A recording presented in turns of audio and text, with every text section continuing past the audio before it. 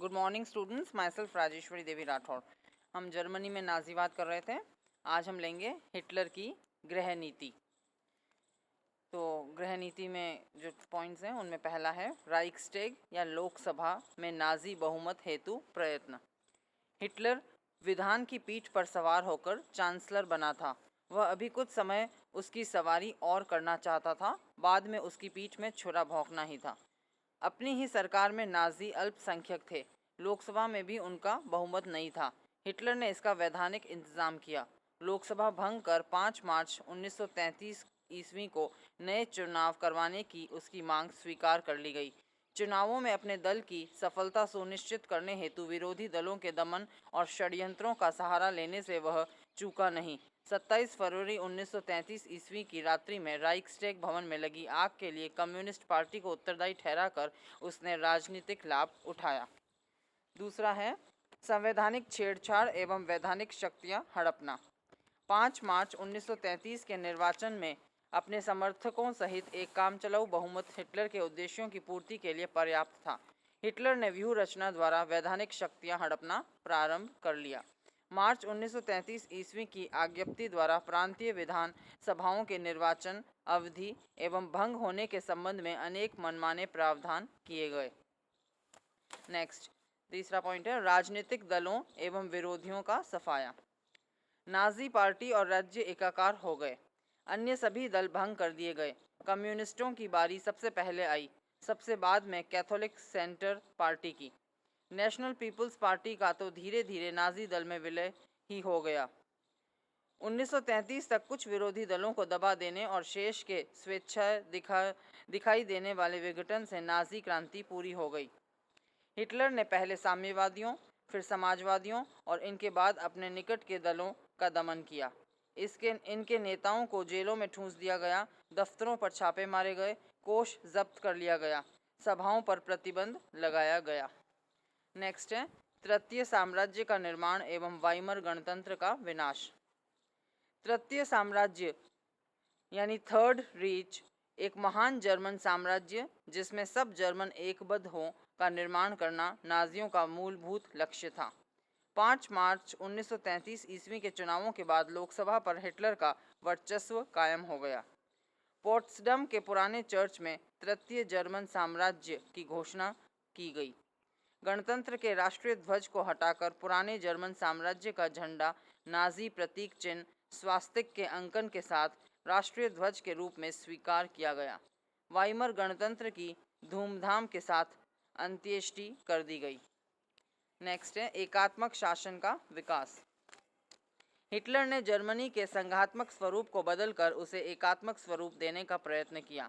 Weimar संविधान ने Germany को गणतांत्रिक लैंडरों यानी स्टेट्स का संघ घोषित किया गया। कैटलबी के अनुसार संघ के सभी 18 राज्यों को भी नियंत्रण में ले लिया गया। उनके प्रभुसत्ता संबंधी अधिकार राइख को हस्तांतरित कर दिए गए।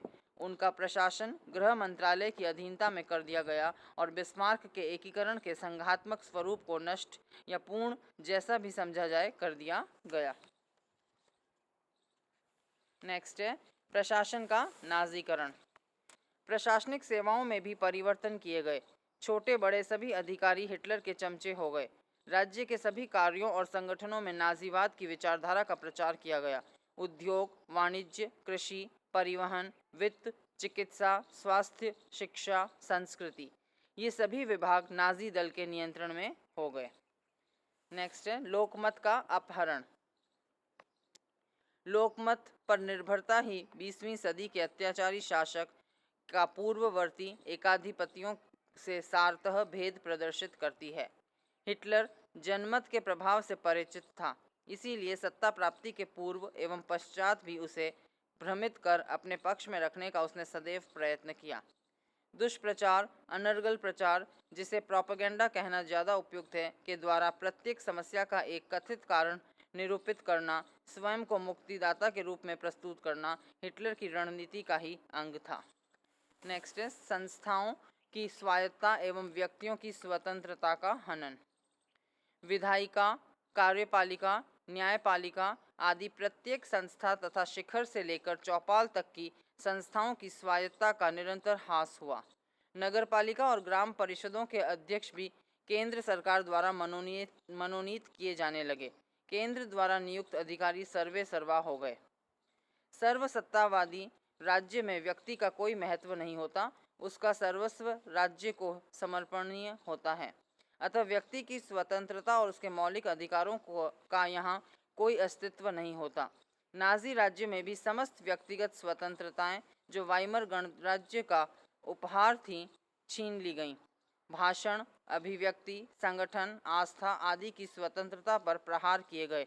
किसी को कभी भी कहीं भी बंदी बनाया जा सकता था, गोली से उड़ाया जा सकता था। नेक्स्ट है सैन्य सुदृढ़ीकरण। नाजी सरकार की सफलता सैन्य सुदृढ़ीकरण पर आश्रित थी। नाजी एक सैनिक विचारधारा ही थी। नेशनल सोशलिस्ट जनता के समर्थन से फ्यूरर ने पहले गुप्त रूप से और फिर खुलेआम पुनः शस्त्र सज्जित करने का, लामबंदी पुनः लागू करने का, राइनलैंड पर कब्जा करने का और पश्चिमी सीमांत को दृढ़ करने का साहस किया। मीन कैंप में हिटलर ने कठोर आघात करने में समर्थ तलवार निर्माण करना सरकार की आंतरिक नीति का उद्देश्य बताया। वर्साय की संधि द्वारा जर्मनी पर अनेक सैनिक प्रतिबंध लगाए गए थे। उन्हें एक एक कर तोड़ने का निर्णय गृह की अपेक्षा विदेश नीति का मसला बन गया। अनिवार्य सैनिक सेवा, सैन्य संख्या में बढ़ोतरी, राइनलैंड का पुनः सैन्यकरण, अस्त्र शस्त्रों का निर्माण, प्रतिरक्षा बजट में बढ़ोतरी, जर्मन जनरल स्टाफ की पुनर्स्थापना, किलेबंदी आदि उपायों द्वारा हिटलर के कार्यकाल में जर्मन सेना का सुदृढ़ीकरण किया गया। नेक्स्ट है आर्थिक प्रगति।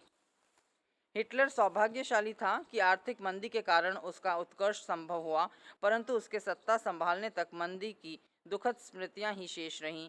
विश्व इसके दुष्प्रभावों से उबरने की ओर उन्मुख था। बेरोजगारी सर्वाधिक कष्टदायक समस्या थी। 1932 में 6.40 करोड़ वाले जर्मनी में 65 लाख लोग बेरोजगार थे। 1934 ईस्वी तक इनकी संख्या घटकर 40 लाख, 1935 ईस्वी तक 17.5 लाख रह गई।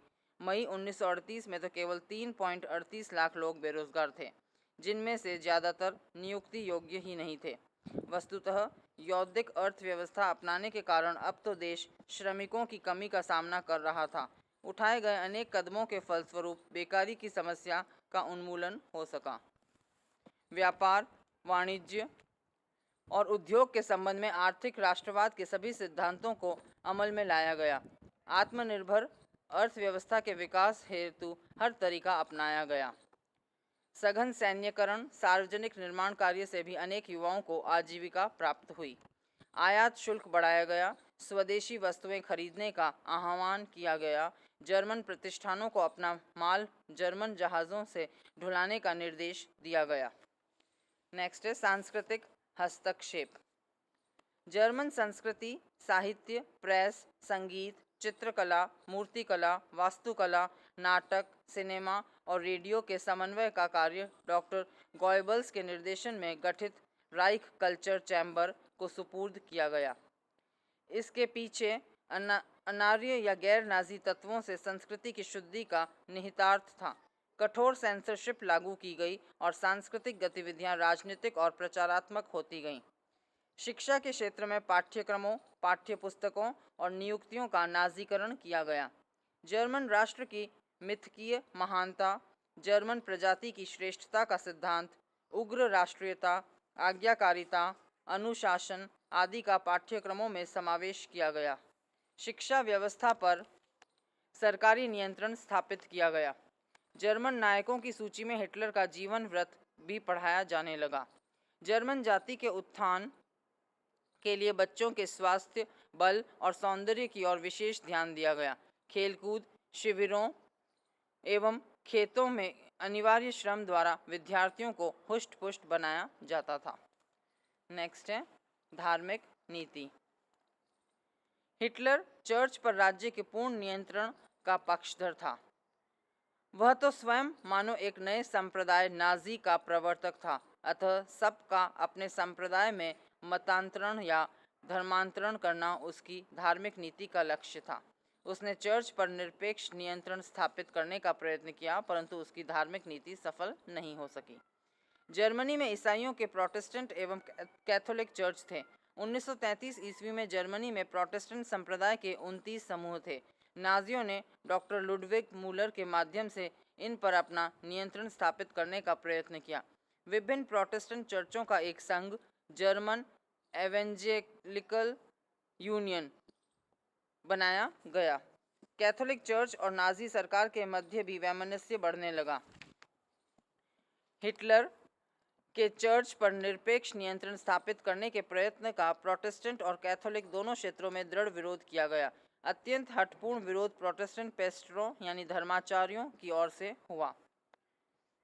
जर्मनी के बाहर के धार्मिक निकायों द्वारा विरोध किए जाने पर भी कैथोलिकों और प्रोटेस्टेंटों दोनों का उत्पीड़न चलता रहा, पर हिटलर उनमें से किसी को समाप्त न कर सका और वास्तव में इसका एक मुख्य परिणाम यह हुआ कि उन दोनों चर्चों के नैतिक प्राधिकार में और वृद्धि हुई। तो ये था हिटलर की गृह नीति।